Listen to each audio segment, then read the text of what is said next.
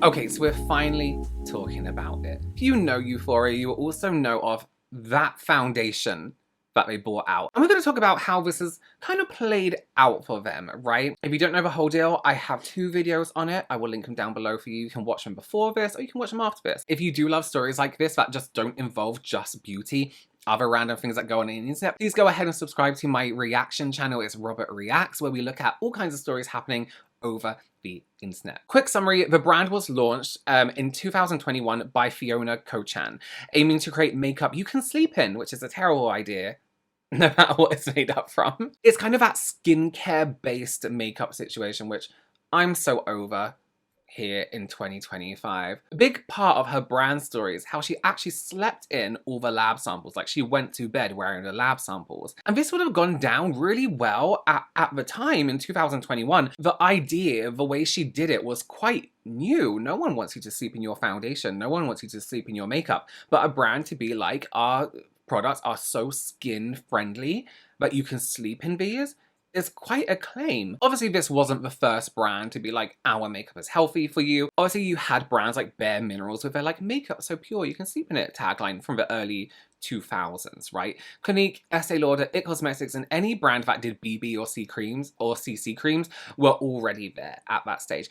I would say that how Youthforia did it differently was the other brands had the tone of, this makeup is that good, your skin could sleep in it, or there's no nasties or in our products, you know? Whereas Youthforia went all out with, our makeup is skincare. It is meant to be used as both.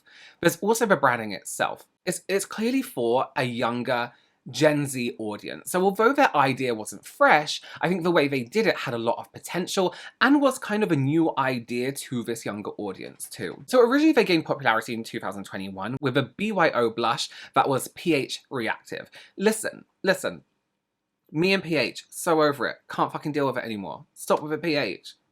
Just release a pink colour that looks the same. You know what I mean? But I have to admit, the packaging of Youthforia, the way it was, the way they had these Lego-esque stands, caught my eye, and I did purchase a few products from them in the beginning. Before they even had complexion products, this was like their main thing. It went viral on TikTok, leading to the brand getting into retailers like Ulta and Revolve. Revolve is very like, they very much pick and choose the finest of the finest. And then the founder went onto Shark Tank, which is what we, for those in the UK, is Dragon's Den. She managed to get a $400,000 deal from Mark Cuban, and the company itself was then valued around $8 million. There's also like this pattern with all the businesses on Shark Tank going like downhill after a while. Like the brands who always end up really big are always the ones who are turned away by the sharks in the Shark Tank, and the ones they pick always just end up going bust. Anyway, conspiracy theory, but maybe they only invest in business that will make them a ton of money in a short amount of time, knowing they'll fail long term. Anyway, that's conspiracy theory.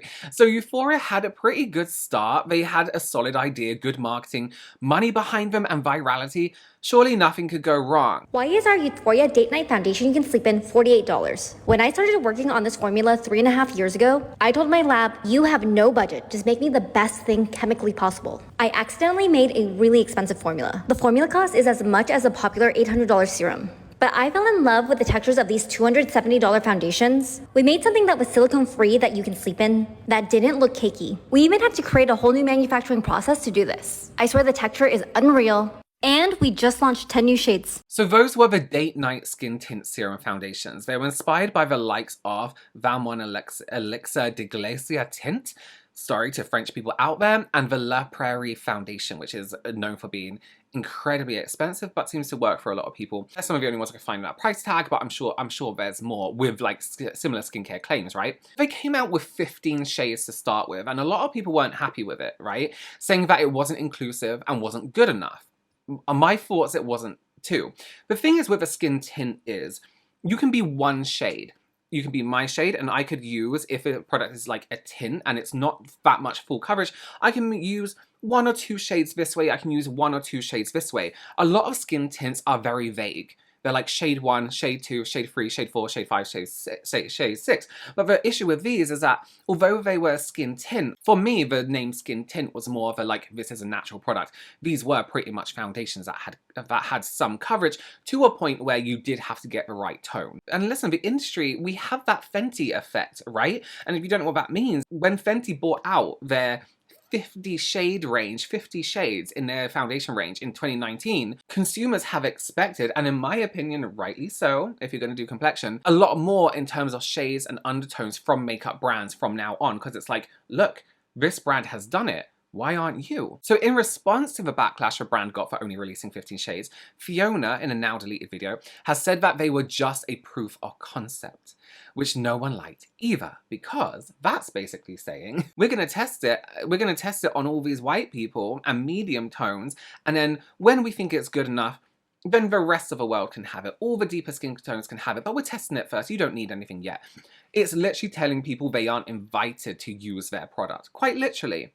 And again, I go through a lot of this in these other two videos, so please do watch them when you get a moment. So the entirety of the internet was calling them tone deaf, dismissive, and non-inclusive, which is so true. And they decided to do something about it. And this is where everything goes wrong. Which side of my face is the black face paint or the Youthforia foundation? You can't tell. You know why? Tar in a bottle. This is jet black face paint, and this is the darkest shade of the Youthforia Date Night foundation.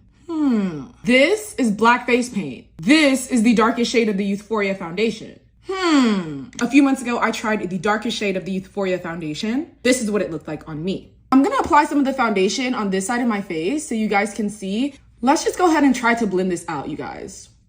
Enough. Who is that color? I'm gonna wipe this off. Let me put the paint all over my face. I'm literally just going in with the face paint. We're gonna do some painting, and let me just go ahead and blend it out with the brush.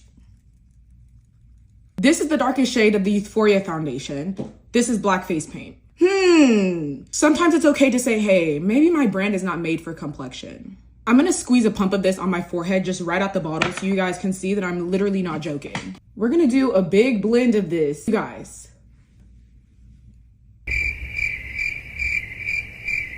When we say that we want you guys to make shades for us, we don't mean to go to the lab and ask for minstrel show black. What we mean is to take the browns that you have made, create undertones, and do what you need to do in the lab so it's a darker shade of brown.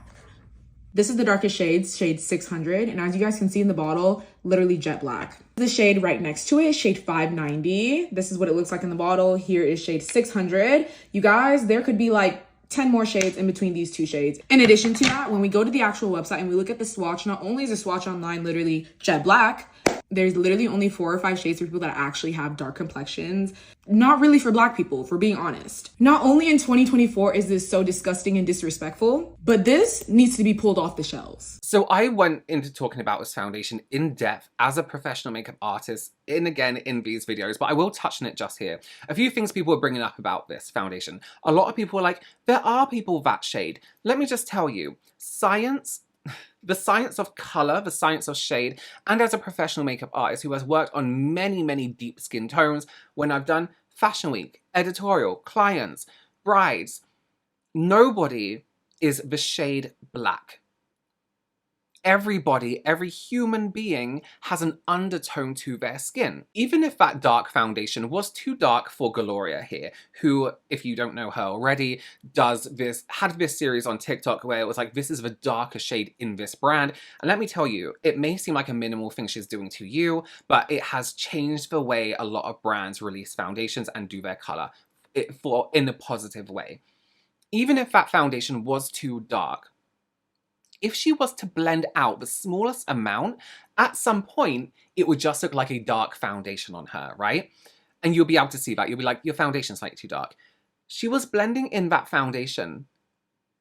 Not at one point when you blended it out did you start to see skin undertone or anything like that. It was pure black. Yes, even the deepest and richest of deep skin tones are not the shade black.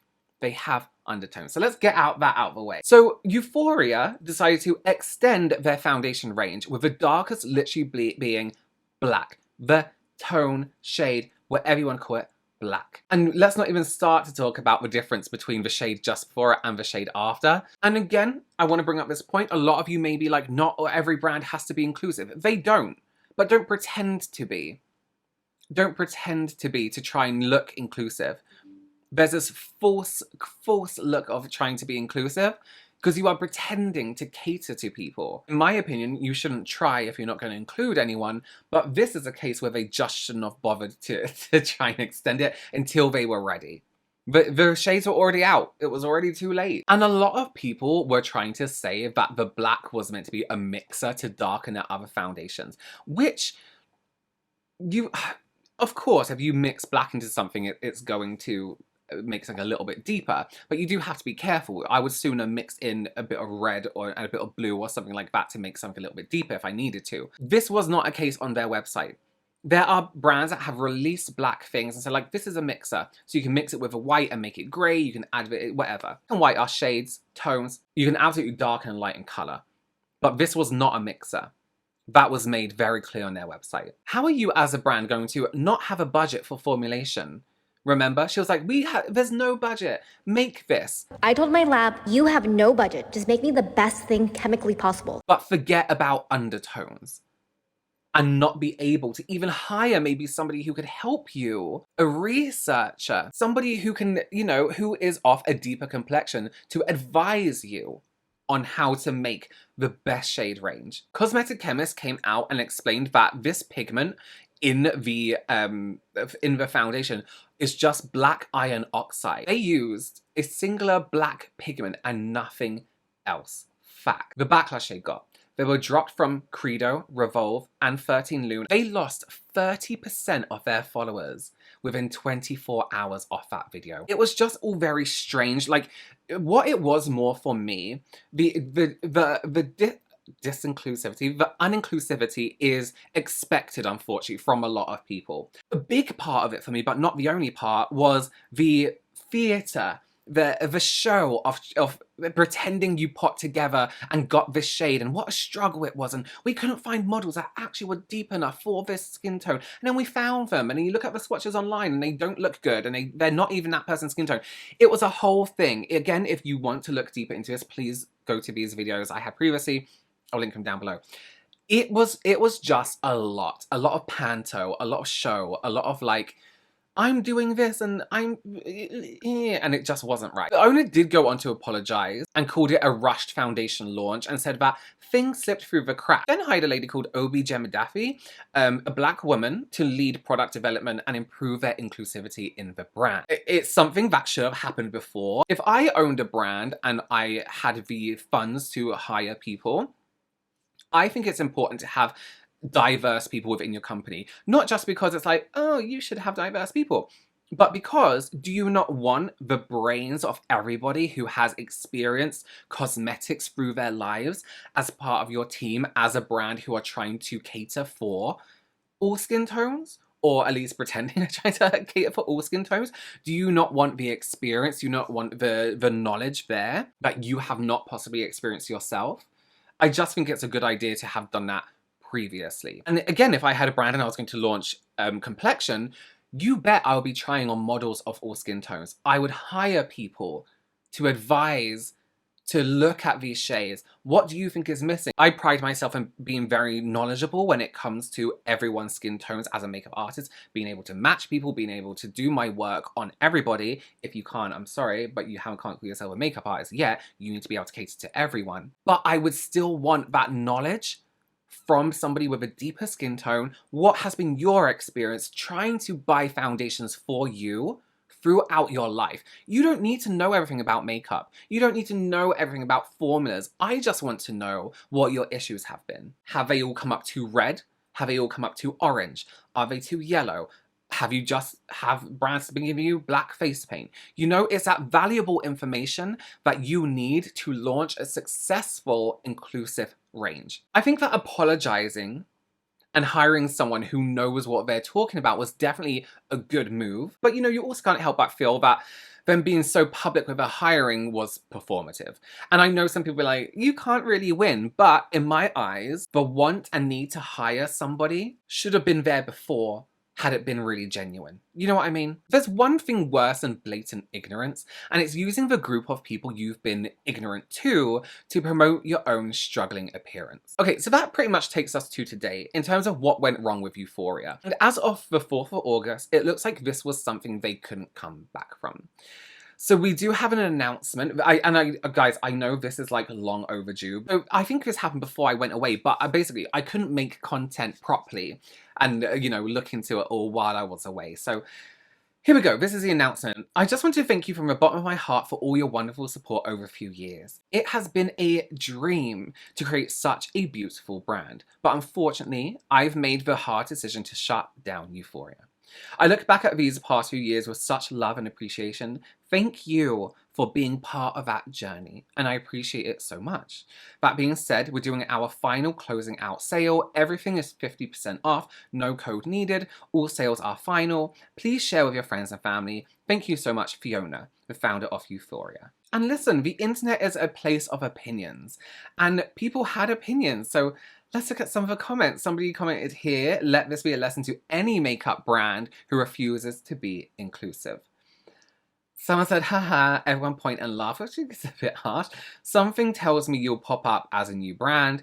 Enjoy the lesson, I hope you learn from it. This says the Notes app is wild. It says, and what did we learn? Listen, I'm very aware that Fiona has a family, and this must be a very difficult time and situation for them, and I don't wish ill on anyone. I do love when lessons are learned and karma comes around. And there are other ways to deal with this. But what I remember in my mind is that this brand founder thought it would be a good idea to make a pitch black face paint as a foundation to give the impression that they were inclusive. And I genuinely do wish the best for Fiona and her family outside of the beauty business world.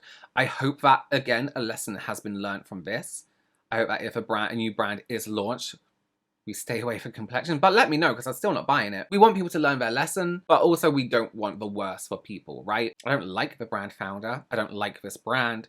But again, as a human, I wouldn't wish it on myself. I do have to say the announcement itself is very to the point, which I think the apology should have been. This situation was so unique in terms of we've never seen a brand just rush out a pitch black face paint and have it, you know, say it's foundation before, but I don't think she could have come back from this anyway. The way people have reacted is some people care, some people don't. They don't really have products as a brand that you're like, oh, I must go and pick up my PH blush when this one runs out, you know what I mean? There isn't really space to be making mistakes like this in the beauty world anymore. The beauty world, yes, is more than just what's offline. But the beauty industry, a lot of successes come from the online world. And all it takes to keep everyone happy is to be genuinely inclusive, as you should be as a brand, in my opinion. When you upset a lot of people, you have upset the wrong people. And when a brand chooses to market to younger people, a space like TikTok, for example, with that younger audience, you're marketing, and I know we're like, oh, they're younger, they don't know anything, but Gen Z are savvy. You are marketing to some of the most socially conscious people possible. Younger millennials, older Gen Z, Gen X, the one above millennials. You need to know your audience, and brands don't do this. I'm so fed up of brands thinking they know what's best because they have a few people working in a company who think they know what's best, when all they have to do is listen from these past experiences, listen to people and learn from them. And I have seen some people's opinions on Youthforia being shut down, saying that it's the main reason they're shutting down isn't because of a lack of inclusivity, because there are so many brands that do the same. We're talking big brands that have very poor shade ranges but still aren't shut down. But what you have to remember is the target audience for these brands worldwide. There are some countries where they do not care that a brand hasn't got extensive shade ranges. South Korea, for example. A lot of Korean brands have 4 different shades. The darkest being me, if I'm lucky. So when they look at a brand with a lesser than shade range, they're not taken aback by it. So these big brands, there were some examples being used. I think it was Too Faced and Estee Lauder. Estee Lauder, a huge brand in Asia, for example, where a lot of the time that extensive shade range isn't necessary to go to the deepest, but yes, they do need deeper shade ranges, but also the trends in makeup is to use something a little bit lighter on the skin. So for me, that isn't necessary, that doesn't ring true, that it isn't just because of a shade range. And the way they've marketed it is more popular in the Western world. And we like those extensive shade ranges because everyone of every shade range lives in the Western world. And that's not to say people with deeper skin tones don't live in Asia, but as somebody who's spoken to a lot of people with these deeper skin tones living in Japan, Korea, they find it extremely difficult to find their shade range because that's just how it is out there. Is it good? No. But that's the way the world is if we're being really blunt, right? And that's why so many K-beauty brands are becoming so popular and doing so well. Tear, Fui, Harnell, because they are coming, Milk Touch, because they are coming out with these extensive shade ranges and we're eating it up because it's good quality and they cater for everyone. So it does go to show that even smaller brands who extend their ranges can do really well across the world. So to say that it's the current climate and all this kind of stuff that is shutting down a brand like Youthforia, I don't buy that. I don't buy that. I do buy that it is the shade range that fucked them over. People will always buy a luxury even when they can't afford it. People will always buy beauty products even when they can't afford it. You know what I mean? They have that little bit of money. I used to do the same thing. I don't care that I didn't really have any money to have a good dinner that wasn't just plain pasta. I'm still going to buy my foundation. I'm still going to buy my brow pencil. When I worked in beauty retail, I would literally have people come in, and it happened numerous times. They would ask again, how much is this foundation again? Their foundation that they use to the very end. And I'll give them the price. And they'll be like, oh. I'll be like, oh, is that okay? Yeah, I'm just deciding if I should do a food shop this week or if I should buy my foundation. And they would buy their foundation. People want beauty, and there is marketing and research to back that up. That's not just my opinion. This is a well-researched thing. So I do not buy that the only reason Youthforia in particular has shut down is because of the current climate. It is because of that shade range. Because people stopped buying from them because of that shade range. They had to come out of retailers because of that shade range, because of what they did with that foundation. I honestly don't think anyone will miss Youthforia. Am I wrong? Everyone has pH blushes. You could even use pH lip products on your cheeks. Everyone has them. Everyone can find a good skin tint at whatever price nowadays. They really weren't anything special, but I think they could have been with their marketing. Let me know what you think down below. I just have no more opinions. I think I'm dried up on opinions when it comes to Youthforia. But let me know yours. I want to read yours down below in the comment. Please consider subscribing, give this video a thumbs up, and I will see you very, very soon.